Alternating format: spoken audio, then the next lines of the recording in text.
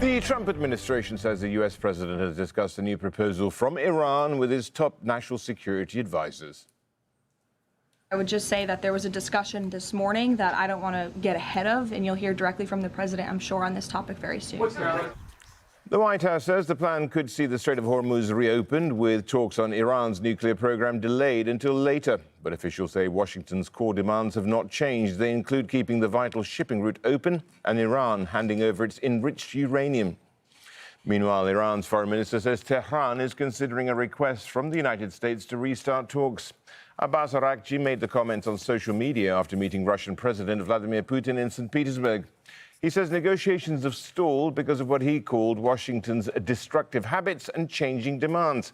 Putin also used the meeting to signal Russia's support for efforts to restore stability in the Middle East.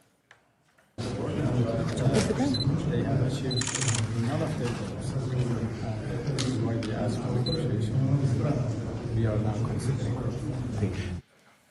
Al-Migdad Al-Rohaid is live in Tehran, but let's get over to Mike Hanna first of all. At the White House, Mike, Trump did meet with his national security team. What was on the agenda there? What's really been revealed?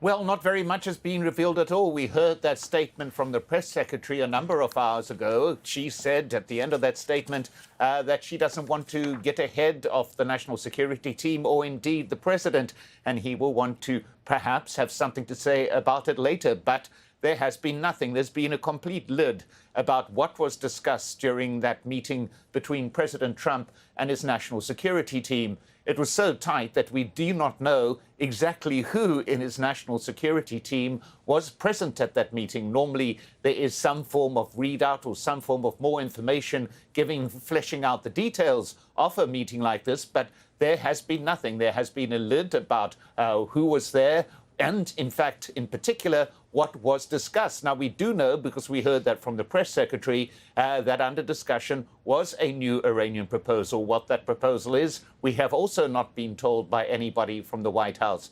So that discussion happened. We haven't had any result out of it, any decision made. But what we do know, and that's the one thing that we do know after a somewhat frustrating day, is that what the press secretary says is that it's up to the president to decide the next step and, in effect, announce what the next step is going to be arising out of the latest discussions with his national security team. So until we hear from the president, the ceasefire, though, will continue. But even that is at the whim or at the decision of President Trump, no one else within this administration.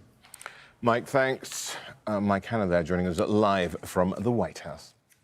Well, Al-Migdad Al-Rohaid is live for us in Tehran. We can get there because, Al-Migdad, Iran's foreign minister has posted that they're looking into a request from Donald Trump for negotiations. Have we been able to get any idea of what he wants to negotiate over more precisely? Well, indeed, first of all, this is an important shift in tone from the United States President Donald Trump that right now is requesting a negotiation with Iran's, and now Abbas Araghchi, the top diplomat in Iran, saying that they are reviewing this request rather than responding directly. So what have been circling here in Iranian media that what described as a new offer or new proposal by the United States, known here in different way, framed differently. Actually, they known as red lines for Iran's. First of all, Iran doesn't want to negotiate about the nuclear file, the main reason for this war. Right now, they are focusing on what happened after this war, especially in the Strait of Hormuz, especially in the about the blockade, naval blockade over the Iranian ports. So right now, Iranians saying that they are trying to end the war permanently, not a fragile ceasefire, and also need guarantees from the United States and from the regional partners to have guarantees that this war not happen again, not resume again, because we know that Iranian have been attacked 2 times from the Israeli and Americans in less than a year in the middle of negotiation. I mean, that, a lot may be actually learned from where Abbas Araghchi goes next. Do we know where he is going?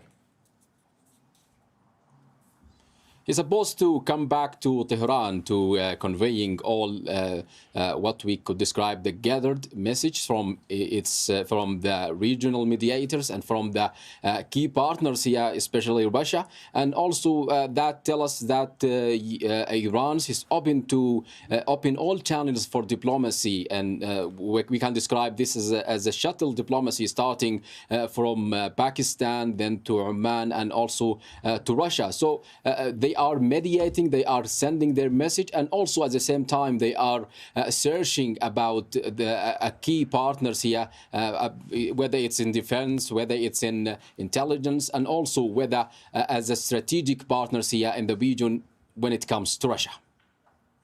Migdad Al-Rohaid joining us there live from Tehran. Thank you.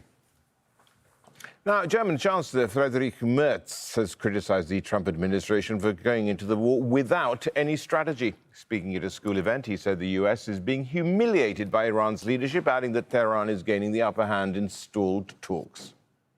The Americans clearly have no strategy. And the problem with conflicts like this is always that it's not enough just to get in. You also have to get out. We saw that all too painfully in Afghanistan for 20 years. We saw it in Iraq.